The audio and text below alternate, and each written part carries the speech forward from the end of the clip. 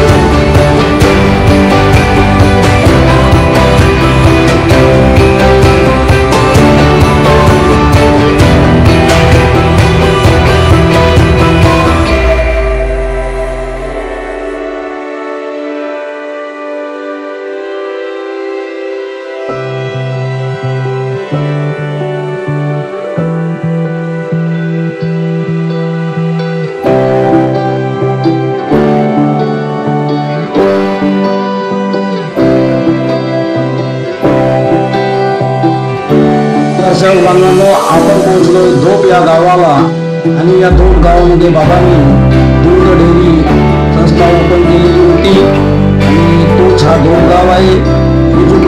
दिसत आहे ती दूध डेअरी आणि या दूध डेअरीला दान देणाऱ्यांचे तुकाराम शिंदे यांचा निवास.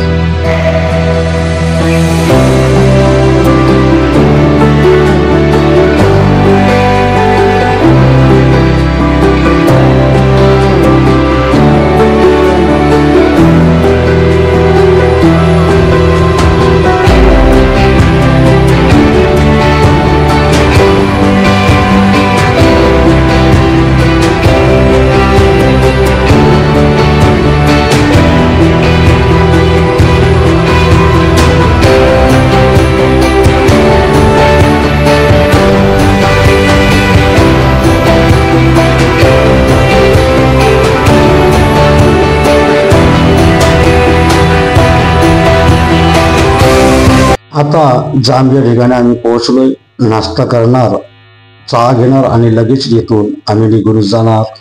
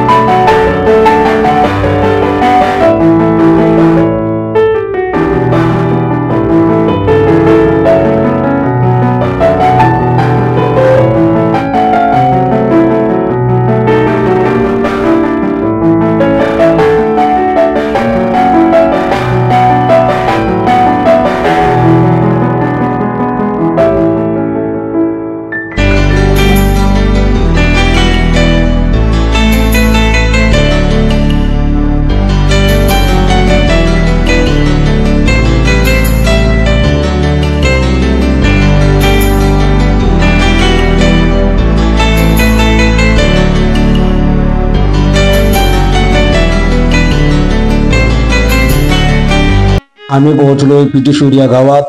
या पिटीशूर गावचे मार्गदर्शक श्रीकृष्णजी राऊत आणि ते सुंदर असे मार्गदर्शन करत असतात. आणि या ठिकाणावरून आम्ही जेव्हा हा गाव संपणार या ठिकाणातून निघून आम्ही रोंगा या गावाच्या गेटला आम्ही भेट देऊ.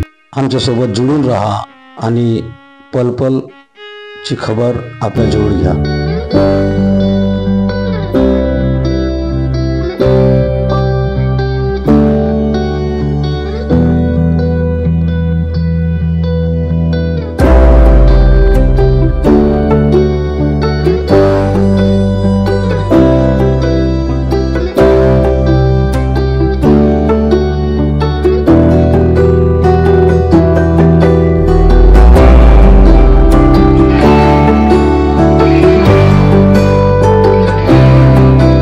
आम्ही पोहोचलोय रोंगा या गावात आणि हा रोंगा चौक आहे.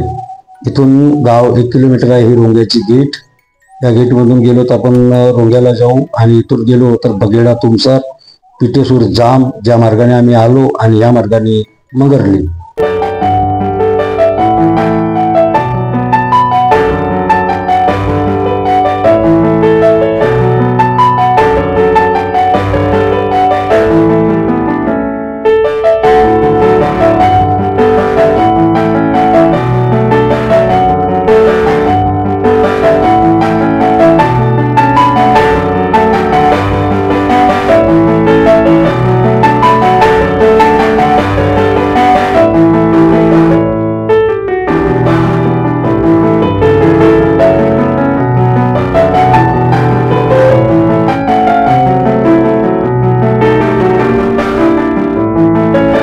आम्ही पोहोचलोय मंगरली या गावात. या गावात बाबांचा दौरा झालेला होता आणि नामदेवजी शेरकी सहारेचे असे 2 सेवक या गावात त्यापूर्वी होते. आजचे दोन्ही सेवक राहिलेले नाही, पण हा त्यांच्या नामदेवजी शेरकीचा घर. या घरामध्ये ते वास्तव्यास होते आणि त्यांच्या मुलांनी आज थोडाफार पक्का मकान बनविलेला आहे. हा त्यांचा पक्का मकान आहे आणि त्यांचे मुलगा रामप्रसाद नामदेवजी शेरकी यांच्यासोबत चला चर्चा करूया आणि जाणून घेऊया सत्य काय ते. तर भंडारगुडीहून येऊन सगळी येथे गेलो आता मुंगेशन. अच्छा, म्हणजे आम्ही खासरन आलो होता म्हणजे इथून भंडारगुडीवरून भंडारगुडी इथूनच. हो, तो माझं सोमदा म्हणजे माझा भाऊ मरण पावला. दिवस पूर्ण हे समाप्त करावं लागतं. तर मग आजा देऊ हे सेवा ना सोडल्यातच मी त्याला म्हणे, पण ते सेवा असतानाच मी माझा भाऊ मरण पावला. सांगितलं मी कधी उपाशी राहून उपार पाणी बंद. मग माझा त्या पाय दुरुस्त झाला. नियम न चालला तर ते सेवा चांगली आहे. जादू कोणा ना लागेल काय नाही त्या मार्गात. हो, बाबा आल्या होते तर इकडं मात्याबाईच्या घर आहे. तर चाय बिवायच्या मशीन पाठवून हात फिरून गेलं तर मशीन दूध दिलं होतं. दुपारच्या वेळेस कुठे देते का मशीन दूध दिलं होतं.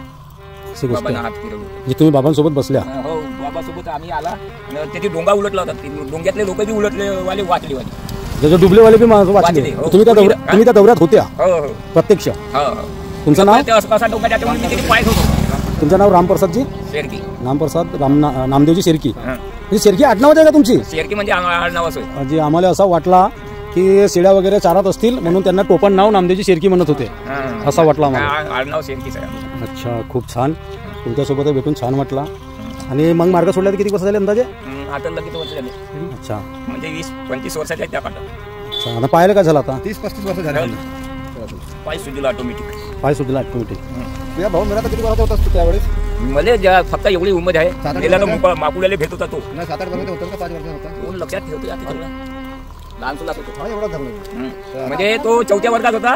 मी त्याच्या संग पहिल्या वर्गात जाऊ. कमीत कमी 40 वर्ष. म्हणजे ते मोठा होते? तो मोठा होता. अच्छा, बढिया. अच्छा, नाही आम्ही उसरायला राहतो. हां हां, उसरायला राहतो. 1989 मध्ये शेत झाला असेल. तुम्ही लहान लहान होते ना त्यावेळेस? 1990 मध्ये मला लग्न झालं. अच्छा, पहिली गोष्ट त्याच्या पहिली गोष्ट ना. चला, बढिया, छान लागला भाऊजी.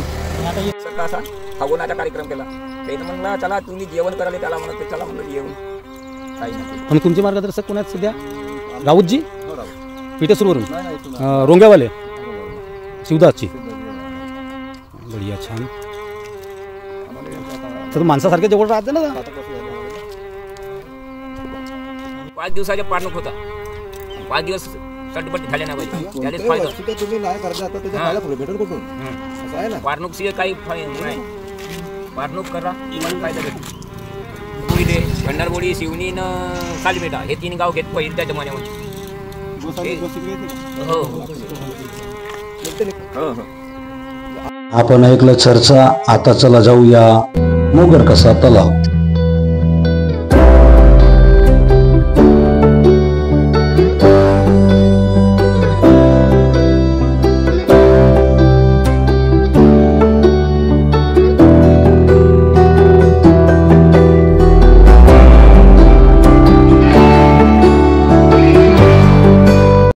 पोहोचलो आपण मोगरकसा या तलावाच्या चौकात. हा चौक आहे.